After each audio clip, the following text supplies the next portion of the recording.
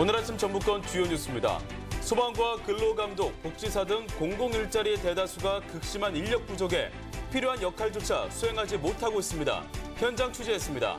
전주시가 임대료를 과도하게 올린 민간 건설업체를 고발했습니다.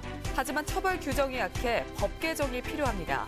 새 정부 교육개혁의 한 축인 수능시험의 절대평가 도입이 예상됩니다. 기대도 있지만 매번 바뀌는 입시 정책에 대한 불만도 큽니다. 전라북도 지방은 오늘 대체로 맑은 가운데 더위가 이어지겠습니다. 여러분 안녕하십니까? 전주 MBC 뉴스투데이입니다. 대통령은 시정연설을 통해 일자리 확충에 여야의 적극적인 협조를 부탁했습니다. 특히 공공일자리는 극심한 인력 부족에 꼭 필요한 역할조차 제대로 수행하지 못하는 경우가 다반사라고 합니다. 박연선 기자가 현장 취재했습니다. 고용노동부 근로감독관인 김승배 씨. 노사분규부터 임금체불까지 관내 산업 현장에서 발생하는 일을 처리하는데 업무가 과중에 몸이 10개라도 모자랄 지경입니다. 책상에 쌓여있는 사건만 평균 40여 건. 야근과 주말 특근은 기본이고 개별 사업장 지도 방문은 엄두조차 내지 못하는 실정입니다.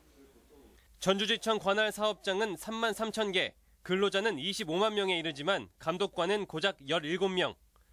감독관 한 사람이 사업장 2천 개와 근로자 15,000명을 관리하는 상황입니다. 조사하고 컴퓨터 가지고 사건 관련 자료 작성하고 하루 종일 업무를 하고 그런데 불구하고 한두 시간 정도의 또 야근을 해야 되는. 어머님.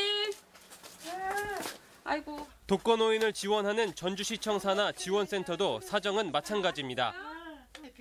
홀로 사는 노인 1,675명을 관리하지만 돌보미는 불과 67명. 한 사람이 30여 명을 돌보다 보니 일주일에 한 번 방문하는 것조차 쉽지 않습니다.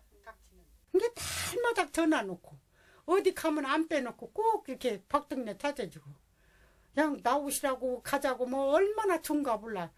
이제 어르신들이 이제 관리를 더 받으시려면 저희 같은 선생님들이 더 노인 돌봄 선생님들이 더 많이 인원 추가가 되면 더 좋죠. 여기에 소방관과 사회복지공무원 역시 수요에 비해 종사자가 턱없이 모자란 공공일자리 중에 하나입니다. 공공일자리 모두가 하나같이 서민 생활에 꼭 필요한 직종이어서 대통령의 일자리 확충 의지에 대한 현장의 기대는 그 어느 때보다 큽니다. MBC 뉴스 박연선입니다. 문재인 정부가 공공일자리 창출에 나선 가운데 도내 소방과 경찰 인력의 보강이 시급합니다. 전북 소방본부에 따르면 운전과 응급 처리를 위해 3명이 배치돼야 할 도내 구급 차량 75대 가운데 3분의 2는 구급대원 2명으로 운영되는 등 법정 기준에 비해 1,094명이 부족합니다. 경찰 역시 지구대나 파출소 등에서 근무하는 인원은 정원에 비해 3%가량 부족한 실정입니다. 이처럼 공공서비스가 일손 부족에 허덕이다 보니 정부가 나선 건데요. 전라북도 역시 전북형 일자리 창출에 예산을 집중시키고 있어 관심이 큽니다. 유룡 기자입니다. 정부는 이번 추경 예산 편성을 통해 공공부문에서 7만 개의 일자리를 만들어낸다는 계획입니다. 먼저 소방이나 경찰, 근로감독, 사회복지, 국민안전공무원 12,000명을 채용할 계획. 도내에도 적지 않은 취업 기회가 보장될 전망입니다. 더욱 주목되는 분야는 보육이나 보건, 요양, 사회복지 등 사회서비스 일자리 2만 4천 개입니다. 국가 공무원이 담당하는 선진국과 달리 우리나라는 민간에 위탁하는 비율이 너무 높아 대통령 일자리 공약의 핵심 사항입니다. 이 사회서비스 부분은 공공 부분이 역할을 하는 것이 민간에 비해서 경제적으로도 더욱 효과적입니다.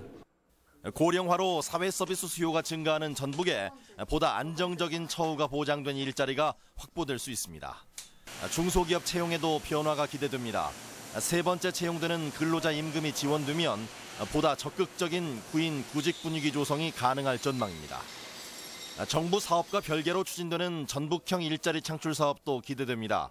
정부에서 내려오는 추경과 합쳐서 한 1,400억 원 정도의 일자리 예산이 편성이 되면 공공 부분과 함께 민간 부분까지 일자리 창출에 지원할 수 있는. 일자리 창출에 초점을 맞춘 탄소산업과 농생명산업, 금융도시 조성을 추진하고 사회적 경제 공동활동 공간을 건립해 공공형 일자리도 창출한다는 계획입니다. MBC 뉴스 유룡입니다. 전주시가 전국 최초로 임대료를 과도하게 올린 민간 임대건설업체를 고발했습니다. 하지만 처벌 규정이 약해 결국 임대료 상한을 낮추는 법 개정이 필요한 상황입니다. 이경희 기자가 보도합니다. 전주 하가지구의 부영 아파트. 지난 2014년 860여 세대가 입주했습니다. 당시 전세금은 60제곱미터에 1억 5천여만 원, 85제곱미터에 2억 400만 원 선이었지만 2년 사이 10%가 올랐습니다. 근데 1년에 5%씩 사니까 서민들은 굉장히 그게 크죠. 1년에 5%면은 거의 돈 1,000만 원을 준비를 해야 되는데 서민들이 먹고 살면서 월 100만 원 정도 저축을 해야. 아파트 임대료가 천정부지로 치솟자 전주시가 전국 최초로 업체를 고발하기로 했습니다. 임대주택법에는 임대료를 올리려면 주거비 물가지수와 인근 지역 전세가 변동률을 고려해야 하는데 부영 측은 이를 자의적으로 해석해 법정 최고 한도인 5%를 매년 인상했다는 겁니다. 전주시는 부영에 2차례나 2.6% 범위 내에서 인상하도록 권고했지만 받아들여지지 않자 고발을 결정했습니다. 하지만 처벌 규정이 약해 결국 법 개정이 필요하다는 입장입니다. 저희들은 아예 강제로 2년 이내에 5%만 올릴 수 있도록 하자라고 법에다 딱 찍어버리자. 한편 부영건설은 전주시 물가와 지구 내 아파트의 전세가 변동률을 고려해 인상률을 정했다며 시의 고발은 과도한 행정행위라고 반발했습니다. MBC 뉴스 이경입니다. 1년 정도 남은 내년 지방선거는 역대 어느 선거보다 치열할 전망인데요. 민주당 공천이 사실상 당선이었던 과거와는 달리 당내 경선부터 경쟁이 뜨거울 것이란 예상입니다. 이종유 기자입니다. 내년 도내 지방선거는 민주당과 국민의당 그리고 진보 세력 간의 3파전으로 치러질 가능성이 높습니다. 대선 승리 여세를 몰아갈 민주당과 국회의원 7명이 포진한 국민의당, 여기에 지방선거에서 약진한 무소속과 진보 세력 등이 경쟁 구도를 형성할 것으로 보입니다.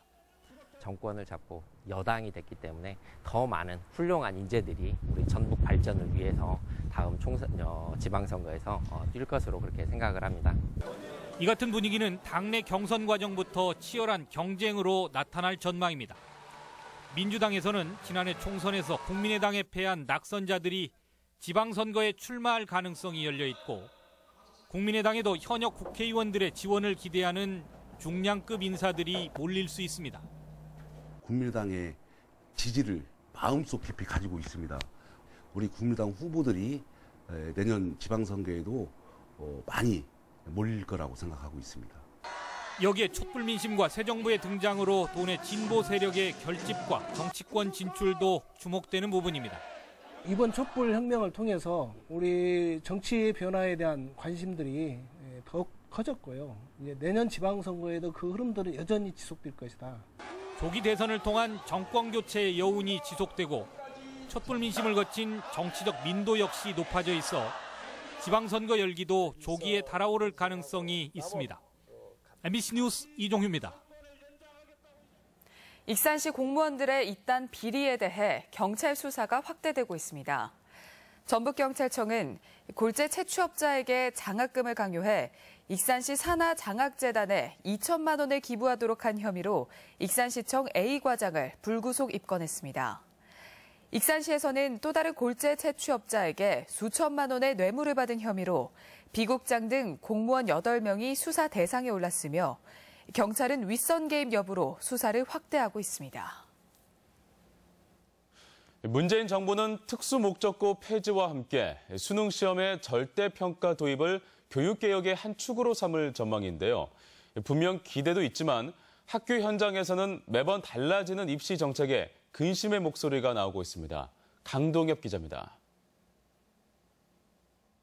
요즘 중3 교실의 분위기는 뒤숭숭합니다.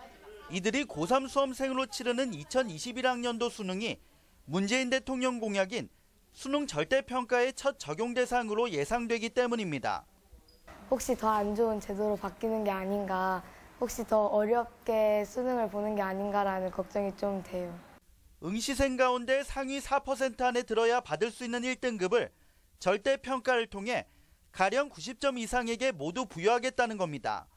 수능을 축소시켜 학생들을 입시 경쟁에서 벗어나게 하겠다는 취지입니다. 이르면 다음 달 수능 개편안이 발표될 예정인데 찬성만큼이나 반발 의견도 적지 않습니다. 학생을 가리는 변별력이 낮아져 내신 경쟁이 더욱 치열해지고 대입 수시를 위한 사교육이 더욱 번성할 거란 겁니다. 도내 대학들도 본고사를 통한 학생 선발이 어려운 점을 감안해 수시 모집의 학생부 종합전형 강화를 고려하고 있습니다. 본고사는 또 반대하니까 안 되잖아요. 또 만약 그렇게 된다면 이제 면접밖에 없어요. 면접을 통해서 이제 차별화시킬 수 있는 방법밖에 없는 거죠, 현재는. 의미를 충분히 공감하더라도 정권이 바뀔 때마다 달라지는 입시 정책으로 인한 학교 현장의 혼란은 이번에도 적지 않아 보입니다. MBC 뉴스 강동엽입니다. 국민연금 전문 인력을 양성하기 위한 연기금 전문대학 설립 법안이 국회에서 발의됐습니다. 보건복지위 간사인 김광수 의원은 대학 대부분이 은행과 보험, 증권 관련 학과만 운영해 국민연금 전문 인력 양성이 어렵다며 정부가 연기금 전문 대학원을 설립하도록 하는 국민연금법 개정안을 발의했습니다. 법안에는 설립 지역이 명시되지 않았지만 설립될 경우 국민연금이 있는 전북이 가능성이 높습니다. 17년 만에 무죄가 확정된 삼내 3인조 강도치사 사건 당사자들이 형사 보상금 일부를 기부하기로 했습니다. 임명선 최대열 강인구 씨는 형사 보상금 11억 4천만 원 상당을 받으면 공익 목적과 피해자 유족 등에게 보상금의 10%를 내놓기로 했습니다. 삼내 3인조는 나라 슈퍼 강도치사 사건 범인으로 지목돼 각각 징역 3년에서 6년을 복역했다. 지난해 재심에서 무죄가 확정됐습니다.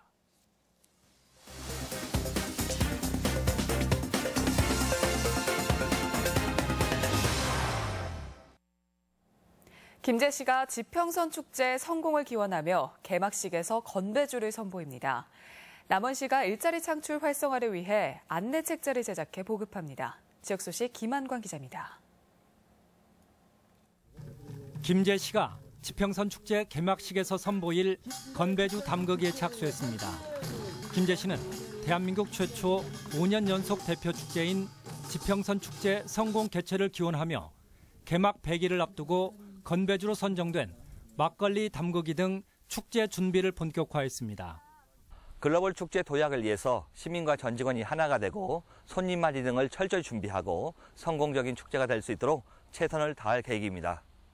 순창군이 섬진강 개발 사업에 속도를 내면서 체류형 관광에 기대를 높이고 있습니다.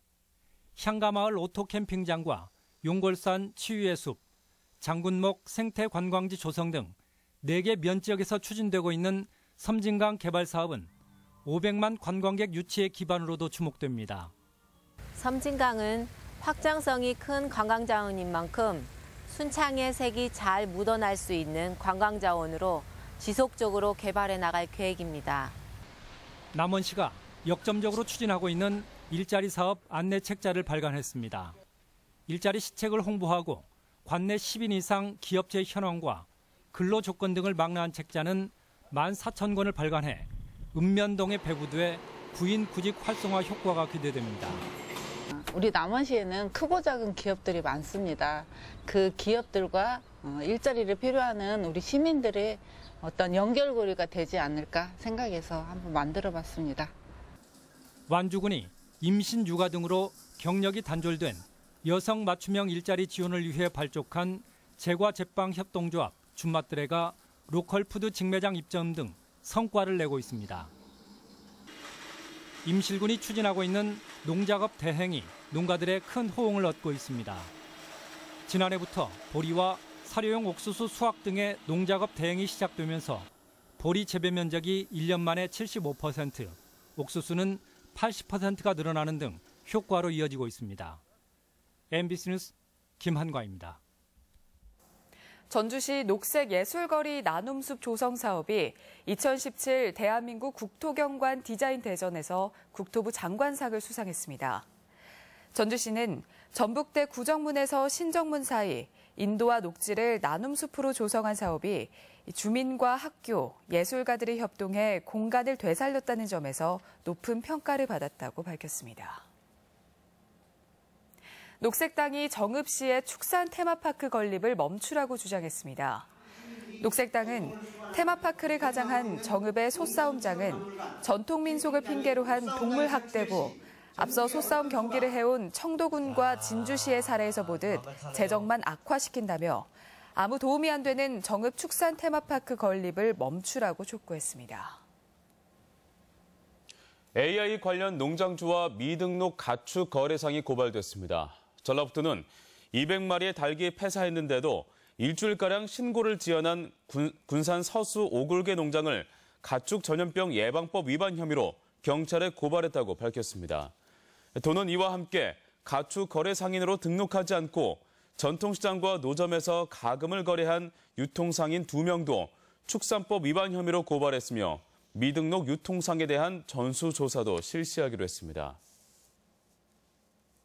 AI로 인해 피해를 입은 전통시장 등의 가금류 판매 상인들에 대한 자금 지원이 추진됩니다. 전북지방 중소기업청은 닭과 오리 등 가금류를 취급하는 소상공인들에게 대해 원료 구입비나 인건비 등 경영 안정자금을 연 1.8%의 저리로 지원하는 방안이 검토되고 있다고 밝혔습니다. AI와 관련해 그동안 사육 농가에 대해서는 소득 안정자금이 지원된 바 있지만 판매 상인에 대한 지원은 이번이 처음입니다. 우리 지역 행사와 문화 소식입니다. 무용인들의 축제 전북무용제가 내일 전주 덕진예술회관에서 펼쳐집니다. 한국 전통 무용단체인 두두댄스 무용단이 오늘 국립무형유산원에서 창단 10주년 기념 공연을 올립니다. 카자흐스탄의 설화를 바탕으로 만든 어린이 인형 음악극 깔깔나무가 오늘 한국소리문화의 전당에서 공연됩니다. 군산 시립합창단이 내일 예술의 전당에서 고품격 음악회라는 부제로 정기 연주회를 갖습니다. 서학동 사진관이 오는 25일까지 20대부터 70대 여성 사진작가들의 작품을 선보입니다. 풍천장어와 함께하는 고창 복분자와 수박축제가 모레부터 사흘간 선운산 도립공원 일원에서 개최됩니다. 자활 생산품을 홍보하기 위한 순회장터가 내일 장수군청 주민복지실 앞에서 운영됩니다. 익산 시민대학 강연이 오늘 솜리문화예술회관에서 건강한 식습관에 대한 내용으로 진행됩니다. 정읍 기적의 도서관은 오는 17일 길 위의 인문학 프로그램을 운영하기로 하고 초등 저학년 참여자를 모집합니다. 완주문화재단은 오늘까지 문화복지에 앞장설 문화 2장을 모집합니다. 날씨입니다. 전라북도 지방은 오늘 대체로 맑은 가운데 더위가 이어지겠습니다. 낮 최고 기온은 전주 27도, 군산 25도 등 25에서 28도의 분포로 어제보다 1에서 2도가량 높겠습니다. 바다의 물결은 서해남부 앞바다에서 0.5m, 먼바다에서는 0.5에서 1m로 일겠습니다.